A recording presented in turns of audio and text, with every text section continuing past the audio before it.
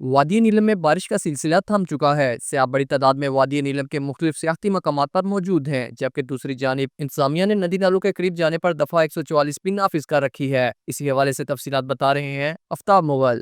جی بالکل، ہم اس وقت موجود ہیں وادی نیلم کے تحصیل ہیڈ کوارٹر شاردہ میں۔ یہاں پر پچھلے 2-3 روز سے بارش کا سلسلہ مسلسل جاری رہا۔ آج بارش کا سلسلہ تھم چکا ہے۔ یہاں پر پاکستان کے مختلف شہروں سے سیاح حضرات کی ایک کثیر تعداد اس وقت شاردہ میں موجود ہے۔ دوسری جانب اگر بات کی جائے یہاں پر تحصیل انتظامیہ کی، تو تحصیل انتظامیہ کی جانب سے یہاں پر دریائے نیلم اور ندی نالوں کے پاس جانے پر دفعہ 144 بھی نافذ ہے۔ اس حوالے سے ہمارے ساتھ یہاں پر انتظامی اہلکار موجود ہیں، ان سے بات کریں گے، ان سے جانیں گے کہ دفعہ 144 نافذ ہے، اس حوالے سے انتظامیہ جو ہے وہ کیا اقدامات کر رہی ہے۔ السلام علیکم سر، آپ نے ہمیں ٹائم دیا، شکریہ۔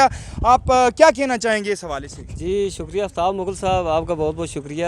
میں اس وقت شاردہ میں موجود ہوں، تو یہاں کے جو اسسٹنٹ کمشنر صاحب ہیں راجہ بلال صاحب، ان کے حکم پر جتنے بھی ٹورسٹ حضرات آتے ہیں ہم ان سے گزارش کرتے ہیں کہ یہ جو ندی نالے ہیں ان میں نہ جائیں، ان سے دور رہیں، تاکہ آپ لوگوں کی جانیں بچ سکیں، اور ساتھ آپ کی فیملیز بھی ہوتی ہیں، بچے بھی ہوتے ہیں، تاکہ یہ لوگ بھی دریا کے اندر نہ جائیں، تاکہ یہ لوگ بچ سکیں کسی حادثے سے۔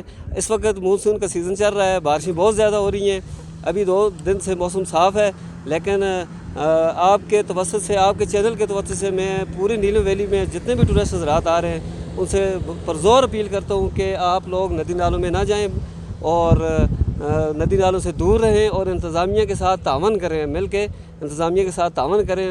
جہاں پہ آپ کو گائیڈ لائن نہیں ہوتی وہاں سے انتظامیہ سے رابطہ کریں، اور انتظامیہ آپ کو اچھی گائیڈ لائن دے گی انشاءاللہ۔ بہت شکریہ صاحب مغل۔ شکریہ سر جی۔ تو ناظرین، آپ نے سنا یہاں پر ان کا یہی کہنا ہے، جتنے بھی سیاح حضرات وادی نیلم میں آتے ہیں، وادی نیلم کے کسی بھی سیاحتی مقام پہ موجود ہیں، وہ دریائے نیلم یا ندی نالے جو بھی ہیں، جہاں بھی فلڈنگ کا خطرہ رہتا ہے ان کے قریب نہ جائیں، نالوں سے دور رہیں۔ اس طرح وادی نیلم کے مختلف سیاحتی مقام ہیں، رتی گلی ہے، اڑنگ کیل ہے، بالائی وادی نیلم ہے، تاؤ بٹ ہے، نوری ٹاپ ہے، نالے جگہ جگہ سے گرتے ہیں۔